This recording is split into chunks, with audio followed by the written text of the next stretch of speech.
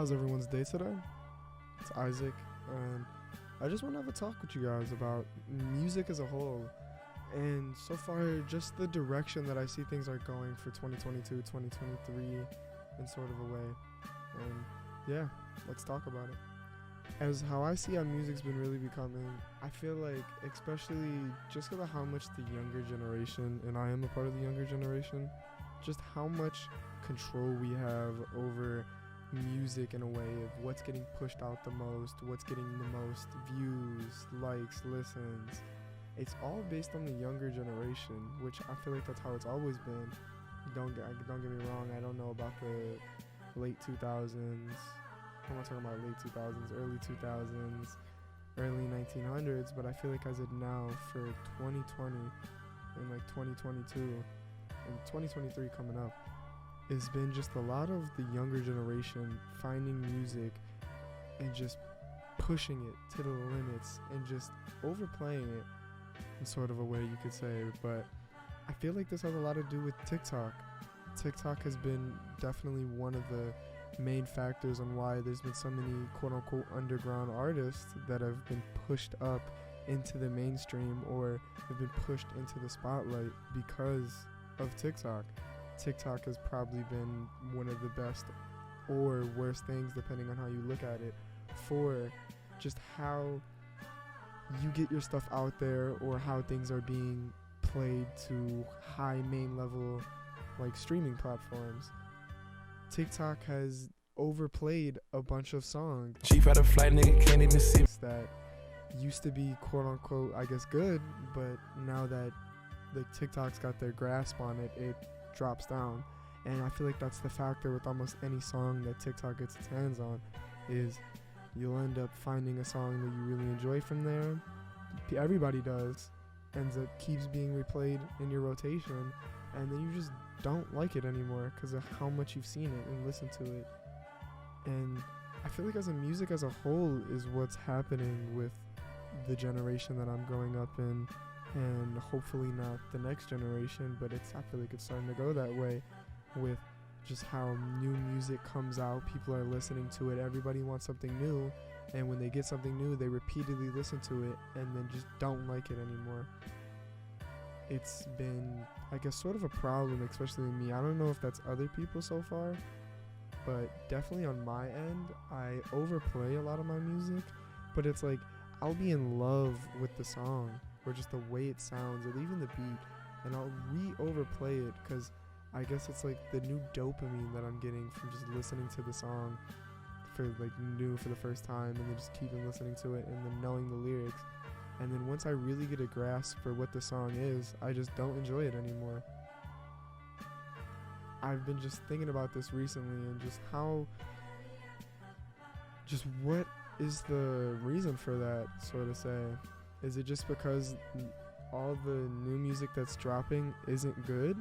Because I can go back to old like Kendrick, no matter what Kendrick's song is, no matter how many times I've overplayed it, I enjoy it so much. Same with Playboi Carti. I can go back to just listen to all of his albums, even with Tyler the Creator, and like a lot of the mainstream artists, Drake, Tyler, if I already said. Why am I forgetting? Kanye West. And the list can just goes on of just how many artists that are like you can really go back to and enjoy and be like, no matter how many times you listen to the song, you're gonna really enjoy it. But when it comes to these new mainstream artists, I'm just having a problem being able to, the playback value, so to say. You listen to it for maybe like 10 times in a week, and then it's like that's the peak. And what is the problem with that? What is the reason why it's only like that certain like height that it can get up to, and not taking it to the next level and being able, like these Drakes and Kanyes and Kendricks of the world, of being able to have the replay value constant and just being able to keep listening to it. And I feel like that's the problem right now in the music world, so to say, with just how do we get people to keep listening to the music without them dying out on it. And that's why there are the greats like Drake, Kendrick, and Kanye. They just know how to make music that is replayable, but also like come back to. I just don't know how to really explain it though.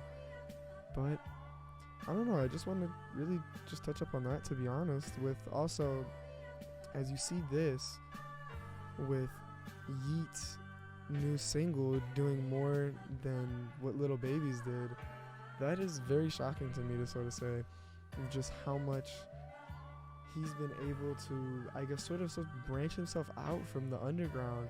Because when he first came up, everybody was looking at him as the new wave for the underground artist, which I definitely feel that he's been pushing for that. But now, would you even consider him being underground?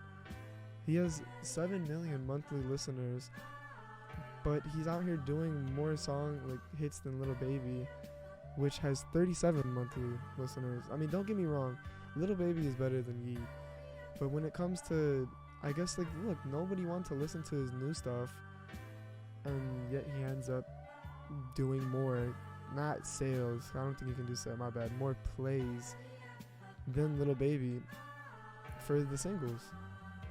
And is this supposed to be, quote unquote, the leader of the new wave of like our generation? Because I guess you could say that the 2000s and 2010s were definitely the Drake, Kanye, and that. And would this be one of our quote unquote new head leaders of that top big three to be one of the top dogs, and he can't outplay more than a quote unquote underground artist?